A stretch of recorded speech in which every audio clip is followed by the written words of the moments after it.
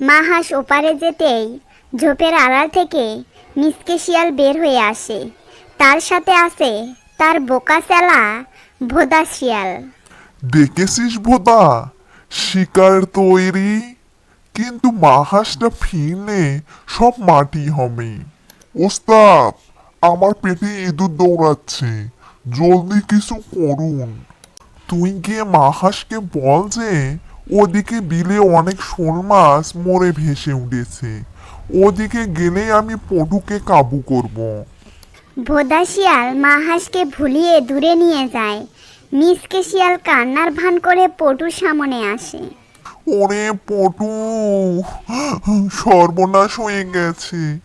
তোর মা ওপারে গিয়ে এক জেলে জালে আটকা পড়েছে, জেলেরা ওকে নিয়ে হাটে চলে যাচ্ছে রে পটু।